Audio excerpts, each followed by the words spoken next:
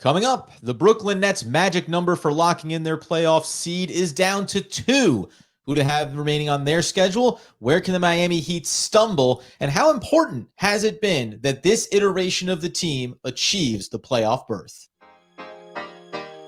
You are Locked On Nets, your daily Brooklyn Nets podcast. Part of the Locked On Podcast Network, your team every day.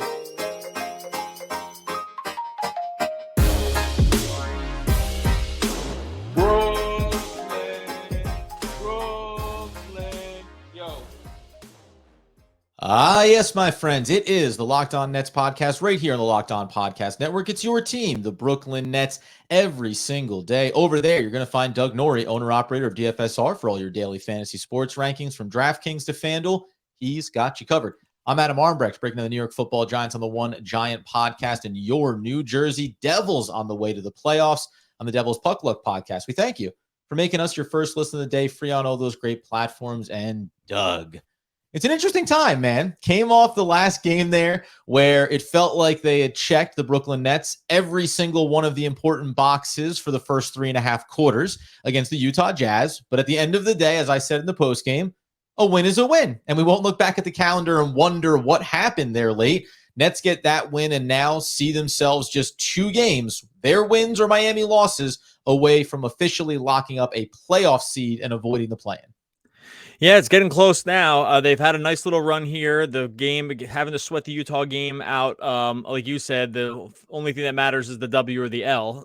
And even though that one had me say more than a few times, "Are you kidding me right now?" but here we are, and it's frankly a cool spot. It was a little unclear when about 2 weeks ago how much the Nets would control their own fate. Right, like it was hard to get a read on the team. It was hard to know exactly what really, frankly, what the floor or the ceiling was for this team, right? Like we saw a lot of different versions of this team that some looked really, really good and some looked not so great. So to be in a situation here, we're recording this April 3rd, where the Nets do definitely control their own fate, where it's very much a realistic thing that 538 Raptor model has them at more than 99% to make the playoffs right now. And they just have to take care of business in a relatively easy schedule. Things are set up very, very nicely for them to, frankly, and I can't even believe this, go into maybe the final few games somewhat stress-free. The famous last words on this stuff with the Nets. But we are looking at a scenario setting up to possibly that be the case. Yeah, Brooklyn sits in the 6th seed right now, 2 games up over the Miami Heat, and I'm only going to mention them, 4 games up over the Atlanta Hawks, because I think something in the moment of that blowout over Atlanta that we didn't do enough service was, hey, you kicked Atlanta away from even sniffing that possibility, right? Because you're always looking at the teams ahead of you by a standing or 2 and then below. Atlanta hasn't played particularly strong basketball consistently. So now it is. It's just the Miami Heat. You also got that critical win when you went head-to-head. And that magic number of 2, it's not the Brooklyn Nets needing to win 2 more games. It's if Miami loses, that counts as 1. So it's funny when you mention getting down to maybe the last handful of games, a couple of games, and saying, doesn't matter. Like Brooklyn's locked into the 6th seed. They'll wait to see what happens and where their matchup will be. But they can actually not have to press. And by the way, ironically enough, remember what they had to do in years past with Kevin Durant on this roster, pushing all the way until the final game of the season and into the play-in tournament and having to go max minutes. They've had to run their core guys here a lot of minutes of late. But if you can steal a game or 2 at the end of the year where you don't have to max them out, that actually can help you at least go in with whatever the strongest possible footing it'll be in that first round matchup. Yeah, that's a great reminder because it's easy to forget now. The Nets essentially had to run the table last year to make to keep the play-in in their favor, right? Yes. To make sure they had a home game for the play-in. They had to win the final 4 games of the season. They did. They rolled through Houston, New York, Cleveland, Indiana. A couple of those games were closer than what you would have wanted them to be, and then they had to go into the play-in game. The Nets are set up into a situation now. It's funny. They're set up into this situation essentially based on the work Kevin Durant did earlier in the season. I don't think this current team, if they played out the whole season again with just this group, would be in this play-in situation. I think they would be considerably lower.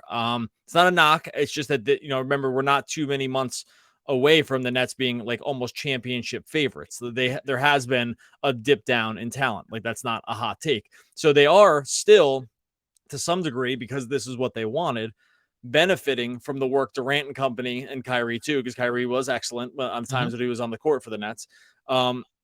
Like they're benefiting from the work those guys did earlier in the season. Now they want it out, right? So so they are, they're not going to give back wins because they left the team.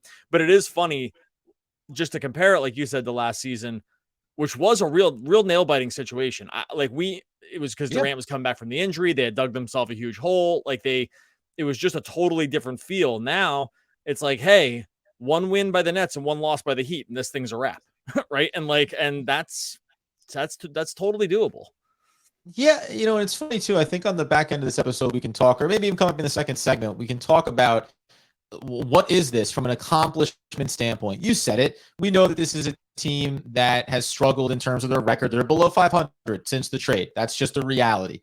But they've won critical games against some of the best teams in the conference. They've won critical games against the closest teams to them in the standings. So there are these like symbolic check marks that you're getting here. And I don't know what our expectations will be ultimately when it comes to the playoffs. We've talked about it before, but I think the mere fact that maybe it is treading water, right? You've treaded water here because you are below 500, but the mere fact that you're now at a place where you, in conjunction with every other Eastern Conference team, are still in a position to be secured in your playoff seeding before the season officially comes to an end, it is an accomplishment to go along with some of the individual things we're seeing from Mikal Bridges, from Spencer Dinwiddie, and even more recently, Cam Johnson.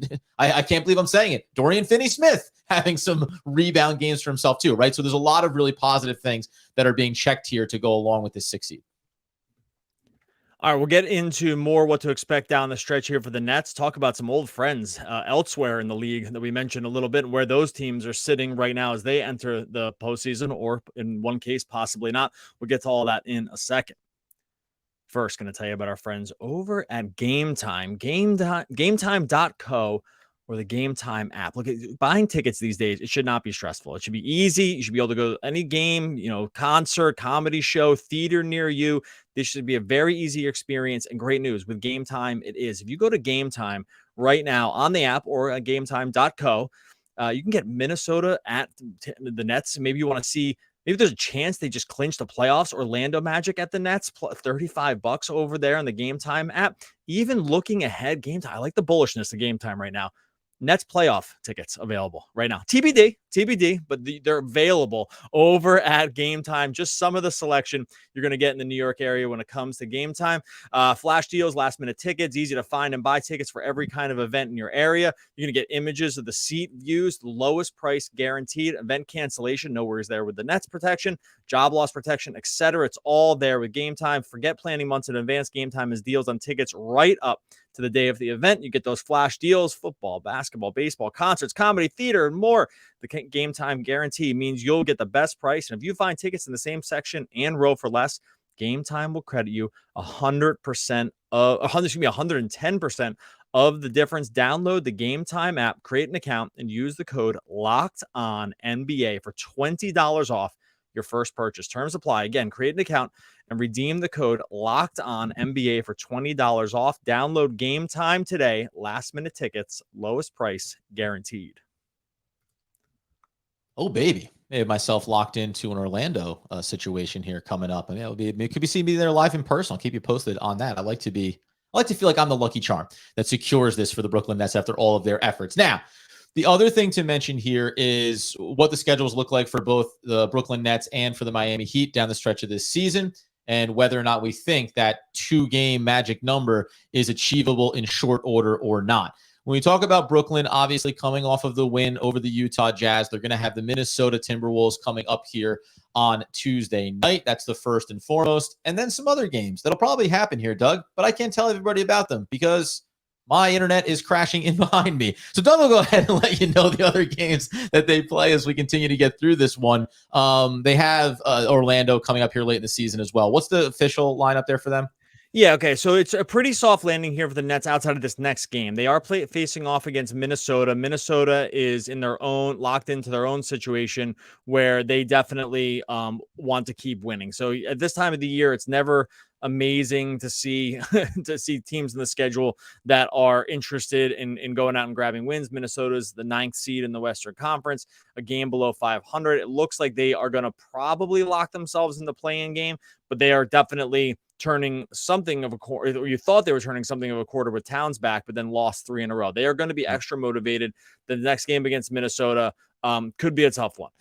Luckily, it's at home. Then they're going to go, but the next 2 after that is really probably where the Nets should definitely lock it up. Like they go to Detroit. We know where Detroit's motivations are. They're going to go to Orlando. I know Orlando's going to come to Brooklyn. Orlando did give them trouble, not too many games ago with the loss back on 2 Sundays ago.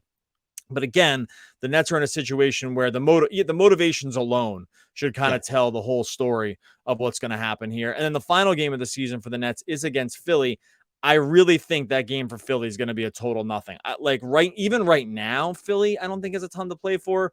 They're probably just trying to fend off Cleveland out of the 4 seed. A win or 2 before that is going to basically probably lock them into the 3 seed. Hopefully that is decided prior to the Nets game, and the Philly goes into that game with just really no motivation. As a betting person here, my money would be on that Philly Brooklyn game. Doesn't mean anything for anybody. Like that's where that's actually where I think it's going to be. But there's a world where it might mean a little bit more for the Nets, and I think that situation could help if Philly is kind of just completely locked in and can't really move up and down anymore. So really, you can't ask for much of a better situation. I'll get to the Heat in a second, but you really can't ask for a much better situation for the Nets going into these final 4 games. No, it's plenty of soft landing spots, maybe a meaningless game against Philadelphia. It would make me happy if they come out on Tuesday night and get a win against Minnesota in the old, hey, playing a team that has something to play for and you still go get that victory. But by and large, it's going to be, first of all, hard for me to see anything changing in the standings. I think the 6th seed is where they're going to land here. How soon they get it done is going to be more interesting than not for me. And you mentioned Miami on the other side of it. 3 straight home games. They beat Dallas. We'll touch on that here in our closing segment. But they have 3 straight road games before their final game of the season at home against the Orlando Magic. But the lead up is the Detroit Pistons. You'd assume if Miami's worth their weight, they're going to get that win. Then actually the 76ers, who do they or do they not have something to play for 2 games versus 4 games from now. And then the Washington Wizards, who they had taken care of the last time that they had met. It's interesting. Do you think that you said that the Nets won't have to worry about necessarily playing in the final game of the season against Philadelphia, meaningless game for both sides. But all Miami has to do is beat Detroit and then see about that 76ers game. If they get that one, then this will effectively come down to the wire. Where is your faith level on Miami? Because, beyond the Nets beating them, Miami has not been a terribly consistent team down the stretch of the season where we kind of assumed, watch out, Miami, that's what they're built for, the playoffs. It does feel like they are approaching a retool as opposed to this surge into the playoff picture. I mean, they might be approaching a retool, but they're not going to look at it this season. I do think that Look, I could very easily see the Heat winning their next 4 games. It doesn't really concern me too much because the Nets have that buffer, right? Mm-hmm. Like 2 out of the next 3, let's say, and it's over. Like having the buffer, I think actually, in all likelihood, my guess is something like Miami runs the table here. Like they have a schedule set up to basically run the table. Maybe you think Philly has one last gasp at a seeding thing here on Thursday, and that might really line up to help the Nets, like where Philly could basically see that as like the final game of deciding where they are in seeding. Right. And after that, they're not going to possibly be able to move. I think like that's probably the one hope here for the Nets to make it a little bit easier, right? Just because remember, when you say a magic number for a game, it's either magic number your wins or Miami losses, right? Yes. Like the magic number could just be 2 Miami losses and this thing's over. And so I think from that standpoint, we're definitely scoreboard watching Miami from here on out. We have been doing that. I mean, if you've been listening to the podcast or just into this at all, that we've been very much on the idea of hey, let's make sure we're rooting against Miami here. Not like rooting, turns the tables of any result. But but I think that if my guess is they run the table and it still doesn't matter because the Nets take 2 of these next 3 or 4 games and we kind of settle this thing. And the other side of it too, just to give, if we are standing watching here, Philadelphia in the 3 seed, 3 back of Boston. Really, to me, what they're fighting against here is the Cleveland Cavaliers, who are 2.5 games behind them. And so same scenario. Every game that Cleveland loses is one more game that Philadelphia has to stop worrying about trying. They're not going to catch Boston. Like, I'm going to keep that plain. They're not going to catch them. I think it's just about maintaining the 3 seed and not risking that, which seems pretty unlikely with 2.5 games. So to your point, like, I don't know. I don't know when Philly's going to push the "we're all set here" button, but it could be as soon as 1 game away for all intents and purposes, at which point it's just a matter of formalities going through it. The other thing that I wanted to touch on here when it comes to the Brooklyn Nets is, before we get into something that I wondered if fans maybe missed after the trade deadline and what the Brooklyn Nets are accomplishing, and that overarching theme that we've had about this season and then beyond. What does this mean to you that the Brooklyn Nets get the 6th seed, that they don't have to sweat it to the wire? Is this something that you look at as being a real accomplishment, understanding they're going to finish this run after the deadline under 500 since the trade? Do you look at it as something that they can say, look what we did? Or is it, I don't want to take the wind out of it, but going through the motions of, we had some stockpiled wins and we're the 6th seed, so be it? Yeah, I think it's something of accomplishment. I think that, like, it was pretty clear right away what their motivations were. They wanted to get into the playoffs. They wanted to, probably do right by some of these fans that, like, bought season tickets and had an idea that Durant and Kyrie were going to be on the team and they were going to see this through. I think that is a real thing, right? Mm-hmm. Like, you walked in, you sold everyone a bill of goods on this thing happening to start the season. It didn't work out that way. There is probably something to be said for seeing it all the way through. It was going to be hard for them just mathematically to dip far enough to really, like, it was just going to always be tough. We've said this many times. Yep. It was going to be tough with this particular group of guys to dip far enough to get all the way out of the playoffs. They were going to have to just really do some crazy stuff. Because remember, it hasn't, like you said, it's not like it's been all great here. They've been under 500 since the trade, and they're still in the 6th seed.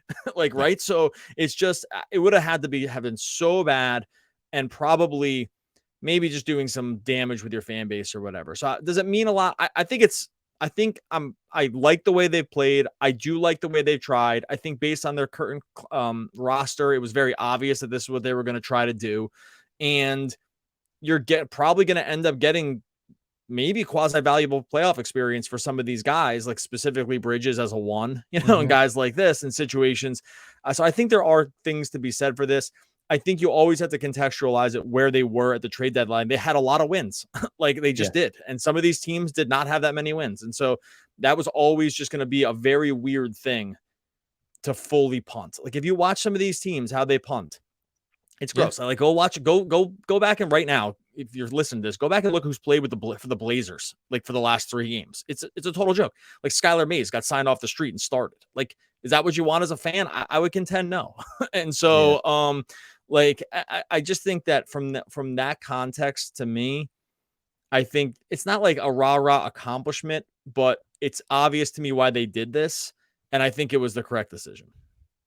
This show is sponsored by BetterHelp. Getting to know yourself can be a lifelong process, especially because we're always growing and we're always changing. BetterHelp connects you with a licensed therapist who can take you on that journey of self-discovery from wherever you are now.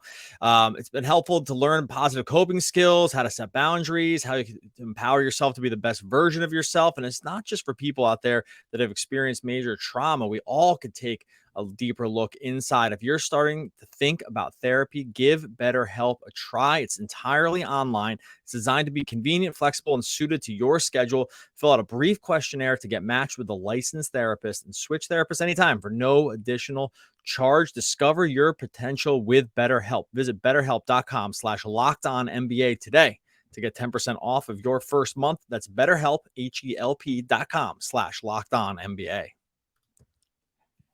Okay, so the Nets are going to be closing out their season, securing the 6th seed, and trying to make some noise against the 76ers, as we assume, in the first round of the playoffs. But there was what I'll call housekeeping kind of note here, because after the Nets made the big trades of Kevin Durant and Kyrie Irving, we kind of said, okay, great, the dust is settled. We have Mikal Bridges, Cam Johnson, Spencer Dinwiddie, Dorian Finney-Smith, and a bunch of picks in the year 2067. Let's get back into the rest of this season. And I don't know if we ever tapped back into this on the podcast. And if so, it's bear reiterating, because our recent conversations have been around what the Nets can do in the offseason. We just had that discussion. Well, it's another year away. You still have Ben Simmons money. What's going to happen with Dinwiddie next season? All of those things, the contract for Cam Johnson. But if you recall, at the time that the Brooklyn Nets were making their deals, there was a pass-through trade that sent Jay Crowder to the Milwaukee Bucks. It was reported at the time for 5 second-round picks, because second-round picks were hanging off of trees apparently in the NBA. They ended up, though, rolling that over and turning it into a 4-team deal that included the Suns, included the Pacers, and also included the Bucks. And the big result of all of this is, and why I bring it up, is that they got Cam Johnson and Mikal Bridges. They got the picks later and the pick swap for Kevin Durant. But what they also accomplished in picking up cash considerations going to the Pacers, instead of doing solo independent deals, which would have resulted in a 7.9 trade exception through all of that process, they actually bundled it up. Sean Marks did a pretty shrewd GM move here and got the Brooklyn Nets an $18.1 million trade exception through that process. They also added in a $5 million one on the Kyrie Irving deal. On its surface, man, when we're having these conversations around what the team's going to be able to accomplish, having what effectively becomes, compared to your cap, free money to spend, that's a significantly larger amount and a significantly different tier of player that the Brooklyn Nets could potentially go target. Does that move the needle for you as much as it did when I first read it? Because I was kind of like, hey now, like you're talking about adding a potentially significant player that you otherwise wouldn't be able to accomplish without figuring out Joe Harris, without figuring out maybe Spencer Dinwiddie and other components, Ben Simmons being the largest. Yeah, I'm always a little wary of the trade exception. I always feel like the trade exception is like a cool way for teams to report something, and then like they very rarely get used. So like I'm always a little skeptical. Let some burn out over the last few seasons as well. They've come and gone. Now they weren't as significant, but numbers have gone by the wayside for them. Maybe that's kind of partly where I am, is like, sometimes these trade exceptions, they sound really cool at the time because you dream about the player you could bring in for 18 million, but then like, it just doesn't ever work out that way. Maybe I'm just burned on too many situations like that. I do think it was smart to get the number as high as possible. Like that part makes a lot of sense to me. And there are worlds, like the Nets do have some assets now. So being able to pile together some assets and not have to have the money be, 100% perfect there's a world where that could work out. I'm just always like a little skeptical about the trade exception because I just feel it's like it's almost like a pick swap kind of thing. It's like always sounds a little better than like the reality of the situation actually is when it actually gets put into practice, or like with trade exceptions doesn't necessarily get put into practice. So that's kind of where I stand. Although you did mention this the Kyrie Irving part of the trade. I guess we can close out on this. We've both been watching this. Like the Dallas situation is fascinating. Fascinating. Now I don't know if you're like me. I really actually don't actively root against guys because I just think it's kind of bad juju and mojo, and I just don't really like. It's just a negative thing. I don't really. It's not fun to root against anything. I like rooting for stuff, right? Like, sure. But I don't really, unless it's like got a direct, like this Miami thing. I'm rooting against Miami because that's just the way it is. The Kyrie thing, I get why it's easy, and people are taking absolute victory laps on what's happening with Dallas, but like. In a million years, did you ever think this Dallas situation was going to play out with Kyrie? Like there's talk as of this podcast, there's talk they're going to shut Luka and Kyrie down for the rest of the season. They probably should. Like Dallas is basically out of it. Like, yeah. In a million years, did you think that this was going to be what happened when he got traded from the Nets? No, obviously not. Now, what's fascinating about it is Nick Angstad for Locked On Mavs talked about this a lot at the time. We did a crossover with him where it was like, the move where you give up Spencer Dinwiddie and you give up Dorian Finney-Smith and picks, and the picks thing is kind of that's down the road. But when you gave it up to get Kyrie, it was like, and then what's the other thing that you're going to go do? How are you going to continue to go improve this team significantly at this deadline? And the Mavs didn't really accomplish that. So you kind of put the framework in place to be like, well, this is going to be all or nothing on Kyrie and Luka being successful. We thought it would be one of the most dominant backcourts in the NBA. And frankly, for small sample size that it has been. And again, I don't root against Kyrie Irving to be bad or to play bad for his teams to be bad. I do find it interesting to kind of watch what happens with Dallas now. Like you said, are they going to shut them both down for the rest of the year. I mean, that is about as far from, remember just a year ago for Dallas, they made a surprise run in the playoffs. And now they're talking about dumpstering themselves at the end of the year with a player in Kyrie, regardless of what you think about him. He's not playing for Dallas next year. This is 100% a half-season rental, and this is like a rental that is lit on fire when they hand it to you, I guess. Like, he's moving on. He's going somewhere else. So now the Mavericks are going to have an absent spot next to Luka. They're not going to have a Spencer Dinwiddie. They're not going to have a veteran Dorian Finney-Smith. Like, this team and franchise now has to reconfigure itself and reconvince Luka that they're viable long-term. It is fascinating how quickly things have turned for them. And I don't think it's solely just on the presence of Kyrie Irving.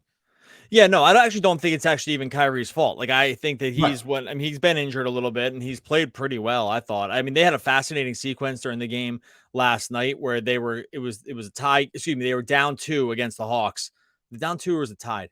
And you have Luka. It was like this perfect encapsulation of what's going wrong with this team, because they have Luka and Kyrie on the court, like 2 of the best like individual scorers like in all the NBA. And their final shot ends up being a Christian Wood. It's Christian Wood on a closeout who barrels his way to the rim, and basically it was an offensive foul on him, and he got called for he got 2 shots. But I was like, how on earth do you have these 2 guys, and this is like your final shot of your game, like when you have like 2 of the best scorers in the NBA? And I was like, oh right, because everything's going wrong for this team. It's like it's been such a tire fire. And I think there's lots of different reasons. It's easy to blame Kyrie for this. I actually don't think it's him, right? Like, I don't think by the way he's played it's him. But man, I got to tell you, I know there's Nets folks that are doing victory laps on this thing. And I don't know, 2029 Mavs first round unprotected pick. Like, that's a long way away, but the things are starting to happen. Yes. where that's what I can root for. What I can root for is those picks becoming that much more valuable because something doesn't work out in Dallas, right? I don't need to be against the individuals to be pro the results, which is this team maybe falling off a cliff as a franchise. They're a game back from the 10th seed, 3 games to go. Sacramento, they have the Bulls there as well, and they're done. Yeah, and they're cooked effectively here. But by the way, as the cherry on top to all of that, Christian Wood was supposed to be gone. Like, he was supposed to be one of the guys they got rid of at the deadline, and it's almost this this symbolic, measure where you get Kyrie Irving, you still have Luka, and in the closing sequences, it's Christian Wood barreling towards the basket. So it'll be fascinating to watch, man, what happens this offseason, obviously, and going forward for a guy like Luka. You are a superstar, and you're now going to miss the playoffs for reasons that are not typical for a player of your caliber. Yeah, and we'll get out of here. But just on the flip side, I did watch the second half of the Phoenix OKC game, and old friend Kevin Durant was like, "Oh yeah, that's why he got traded for all the stuff, and he's the best because he had completely daggered OKC, 2 wide open corner threes, and then above the break 3, and that was basically the end of the game." And you're like, "Oh yeah, he's still the best. He got hurt for a while, and he sat out for a little bit, and then he's been back for 30 seconds, and he dropped 35 on 13 for 21 shooting, and it looked super easy." And I was like, man, Phoenix, they could win it all. They looked really damn good. Anyway, so just a funny little quick catch up on some old friends in new places, and how the tale of the cities or the tale of the players and the superstars has gone completely different directions. Okay, we are going to get out of here. We will be back following the Minnesota game to see if the Nets climbed one game closer, hopefully, to the playoffs. We'll be coming to you live on YouTube after that, so make sure you subscribe over to Locked On Nets over on YouTube. My quote is it's from yours truly. Just get it together, because this was not what you call an A+ performance from yours truly. But you battle, you fight, you claw your way to the top of the mountain like we did getting this episode done. Oh, buddy, you're one of the all-time greats. It all happened off air, so don't worry about it. Okay, we'll be back again tomorrow talking more Brooklyn Nets basketball.